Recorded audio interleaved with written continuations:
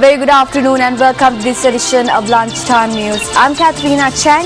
Let's take a look at what's making headlines this afternoon. New Chief Ministers of the Western and Southern Provinces sworn in. Provincial Ministers of both provinces appointed. Farmers in Polonnaru inconvenienced owing to the drought. Several areas in Colombo to experience water cuts tonight.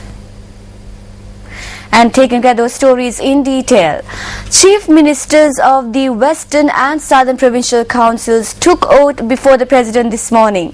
Prasanna Ranatunga and Shan Vijayalal de Silva were sworn in as the Chief Ministers of the Western Province and Chief Ministers of the Southern Province respectively before President Mahinda Rajapaksa. The two former Chief Ministers polled the highest number of preferential votes from both provinces at the recently concluded Provincial Council polls. Meanwhile, Udaya Gamanpila, Nimal Lansa, Ranjit Somawansa and Upali Kodikaru took oaths as Provincial Ministers of the Western Province. Presidential Media Coordinating Secretary Vijayananda Herwath said that the Chief Ministers took oath at the Presidential Secretariat. Meanwhile, D.V. Upul Chandimarasaputra, UD Aryatilaka was sworn in as the Ministers for the Southern Province. And another headline making news, irrigation engineer Roshan Singh says that as a result of the prevalent drought, only the Parakrama Samudra could be utilized for the Yala harvesting season in the Polonnaru district. The releasing of water for harvesting purposes commenced on the 27th of March. For the complete cultivation of crops for the Yala season, an area of 130,000 acres of land is needed. However, water will not be sufficient. The capacity of water in our reservoirs amounting to 110,000 acres could be utilized for cultivating only about 85,000 acres of land. Therefore, I request farmers to commence the Yala season before the Sinhala and Tamil New Year and conclude the sowing immediately, as the water capacity in the Parakrama Samudra is only sufficient for 80% of the farmland. Based on the current statistics, out of the 25,000 acres of total land for cultivation, only 20,000 acres could be cultivated this season. Irrigation engineer Roshan Singh further noted that the capacities of the main reservoirs of the Polonnaru district, namely Kaudulla, Minneria and Giritale, remain at a very low level.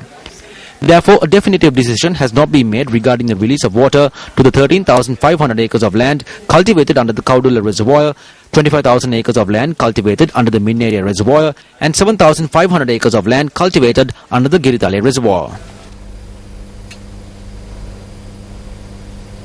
According to the Department of Meteorology, thunder showers and showers may occur across several regions in the country due to the intermonsoon conditions.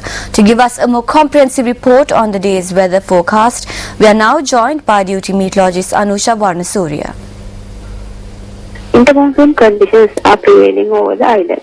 Showers and thunder showers will occur at several places over the country, particularly during the afternoon or evening. A few showers can be expected in the southwestern coastal areas during the morning too. There may be tempered localized strong winds during thunder showers. General public is kindly requested to take adequate precautions to minimize the damages caused by lightning activities. Now today marks the 9th day of Around the World in 40 Days, a goodwill tour organized by Sri Lanka Youth together with Newsfirst in order to promote the World Conference on Youth that will take place in May in Sri Lanka this year. Newsfirst, Yasarat Kamatsiri brings us details on the day's proceedings from Beijing, China. Around the World in 40 Days. අයිබෝන් මේ මොහොතේ මා සිටින්නේ චීනයේ Beijing නුවර ශ්‍රී ලංකා තානාපති කාර්යාලයේ I am currently at the Sri Lankan Embassy in Beijing, China. A special ceremony was held this morning for which the Deputy Secretary of the National Youth Council of China, Jia Bao, were present at the occasion. He was welcomed by the Ambassador of Sri Lanka, Ranjit Uyangoda. During the proceedings, a question and answer session took place in which a Chinese student raised a question in the Sinhala language. A number of Sri Lankan youth who are studying in Beijing were also present for this occasion, and a Sri Lankan student raised a question in Mandarin as well. During the meeting, Deputy Secretary of the National Youth Council of China, Jia Bao, mentioned the delegates will be present at the upcoming World Conference on Youth that is to be held in May in Sri Lanka. Meanwhile, Ambassador for Sri Lanka Ranjit Uyangoda mentioned that a study of the Sri Lanka-China trade agreement took place last month, which they hope to implement in the year 2015 in order to achieve economic development between the two countries.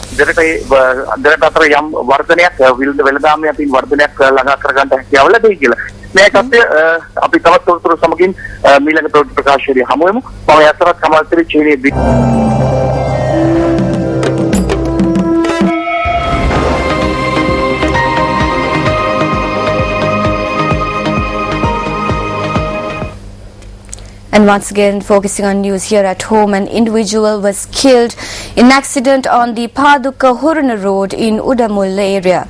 According to the police, the accident took place at around 10:30 last night. The accident occurred when two people travelling on a motorbike fell into a culvert which was under construction in the Udamulla Devahena Palama area in Paduka. Both the injured individuals were admitted to the Paduka District Hospital. The rider of the motorbike succumbed to his injuries. The police said that the pillion rider has been transferred to the National Hospital for further treatment. The police said that the deceased is a 17-year-old youth, a resident of the Muragahena area.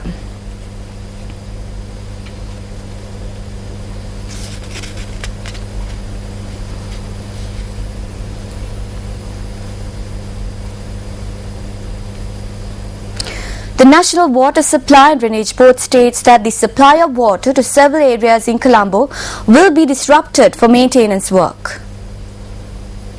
Accordingly, a 10-hour water cut will be imposed from 10 p.m. until 8 a.m. tomorrow in the Nugegoda area from the Nugegoda Junction on High Level Road to Vijayarama Road, Pitakote, Atulkote, Mirihana, Udahamulla, Vijayarama, Pagoda Road, Navala, Madivela and Talapatpitiya.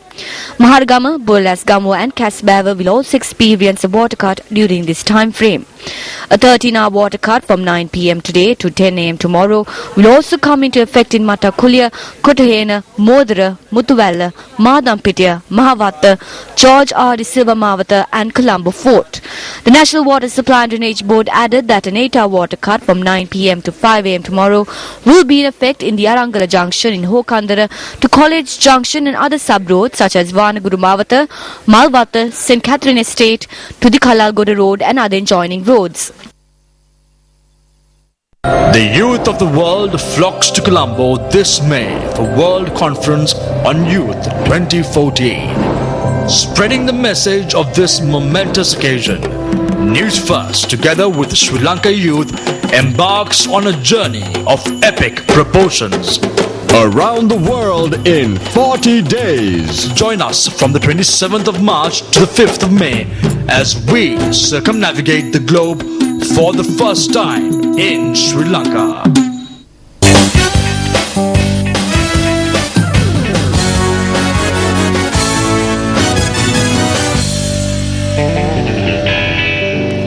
Former South African captain Graham Smith believes South Africa are in safe hands despite his retirement as captain and the recent departures of coach Gary Kirsten and all-rounder Jacques Kallis, because the squad are still brimming with experience. Smith, now Surrey captain, announced his retirement in March after 12 years, more than 9,000 test runs and 27 centuries for his country. His 53 wins in 109 matches as captain also made him the world's most successful test skipper. But Smith said with his English county team Surrey at the Oval yesterday that the top-ranked test side in the world had nothing to worry about. I think it's definitely been left in good health. I mean, the structures and the systems around the team are more professional than they ever have been. I think there's enough players there that have played 60, 70, 80 test matches, 150 ODIs. So I think the group of quality that's there, you know, the players, the talent is certainly there at the moment for someone to really take it forward. As far as the captain point of view, I don't know it's where they're going to go with that. I think a lot of pressure is going to fall on the coaches. Smith also commented on the exclusion of England's Kevin Peterson from the side.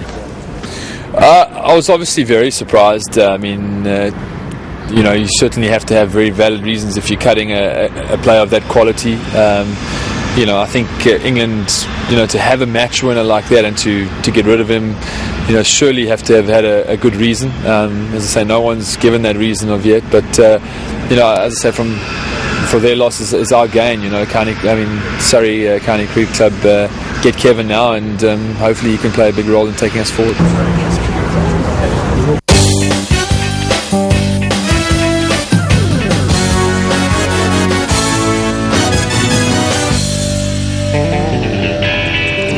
And on that note, we wrap up this edition of Lunchtime News, and it was of course a pleasure having you with us. For the Newsfirst team, I'm Katharina Chang. Have a lovely day ahead.